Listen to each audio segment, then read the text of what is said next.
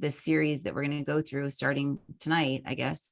And they're going to kind of go through whatever shapes they feel like they need to go through in order to get us into the type of shape where we're all like, bam, okay, earthbound spirit's gone. Bam, hex energy gone.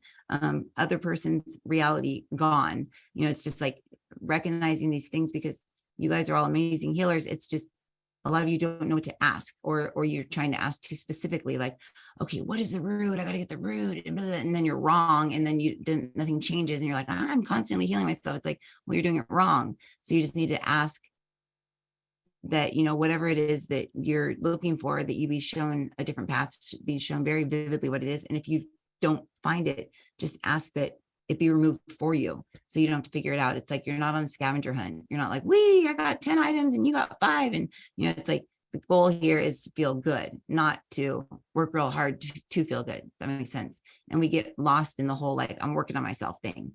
And working on ourselves should not be our hobby. That should be like what we do so that we can live our life.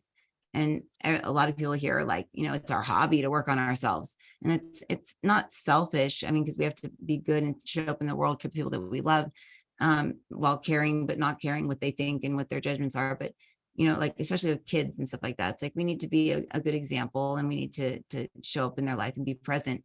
And if we're constantly working on ourselves and our day is dependent upon what crappy thing we've brought into our consciousness that we need to clear and we need to work on, we're not really focusing on them. We're just focusing on us. And it's kind of almost like narcissistic in nature a little bit, you know, where it's like, just like looking at ourselves.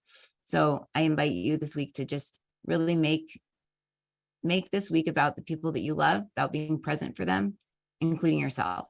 Like when it's dinner time, like, you know, sit down and be present. Don't be on your phone.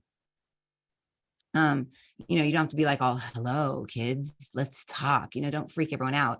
But like, you know, just try and catch yourself being a little bit more present with when your boss is talking to you. Don't just like look over their head while they're talking, texting, you know, actually like look people in the eyes when you're talking. Nobody looks at each other in the eyes anymore. It's weird. Watch when you go out places, you'll notice people don't look at each other in the eye anymore. It's very strange. But just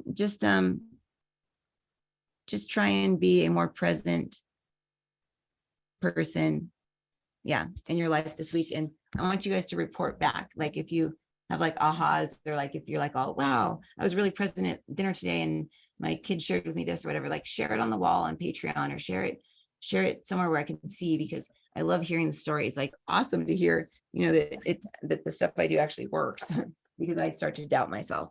Not that I need an ego stroke, but it's cool to get some confirmation sometimes, you know. Yeah, so just be more present in your life. If somebody's really irritating the hell out of you, I'm feeling like there's like 4 or 5 of you in here that are just like rah with someone, whether it be a parent or a kid or like an ex or something. Just ask yourself the question: if they weren't here anymore, would I look back on this? If they weren't here anymore, would I look back on this as being a valid thing that I'm upset with them about, or would I have seen it as a waste of our experience together here on earth? Because you only have a certain amount of years with people, you only have a certain amount of time. And unfortunately, then they won't ever be them again. You won't ever be you again. You guys will be different beings. You'll be, you know, here and there and everywhere, but you're never going to play, you know, like Jennifer Aniston and Brad Pitt were something in one movie. They're not the same exact in the next movie. All the circumstances are different. They're still the same role, but it's different. You know, each movie is different. Each experience is different. So just remember that this life is about experience, and the experience is not to fight with others, to be right, to prove them wrong, to make them feel bad about themselves so that you feel good about yourself, to make them realize how bad you feel so they feel guilty, so that they then give you your way or feel bad for you, or you're the victim. So just take into perspective, ask yourself this question constantly, and this isn't going to create it. Don't worry. If I or them, if I was in my soul looking back on this life at the circumstance right now, would I think that this is worth my soul's time here on earth? Because we only have a certain amount of time. If it's not worth your soul's time, just say, you know what?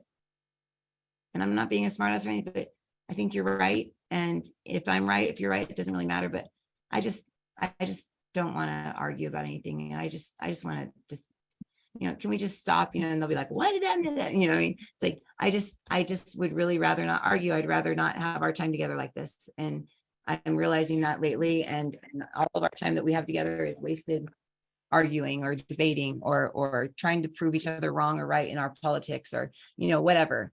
And just, what do they say, snub it out, or what do they call it? I can't remember what they call it, but put it out, put out the fire, put out the whatever. Just live your life, because like they said in that channeled message to that girl who's addicted to fentanyl and so young, doesn't have kids yet, she's like got the world at her fingertips, she can do anything, and sitting in a room at some stranger's house just like passed out. And it's just like sad, and it's she'll look back and be like, well, I guess I needed to experience that in order to get to where I am now, helping other people or whatever. Like me, I had to go through that a little bit, but also, I also look back at my time, doing drugs and stuff when I was like 21 to 24 or 25 or whatever. And it's like, God, what a waste of life. I totally wasted life. And I can't hold feel guilty for it, but I can make up for it now and live every moment to the fullest, to live our life.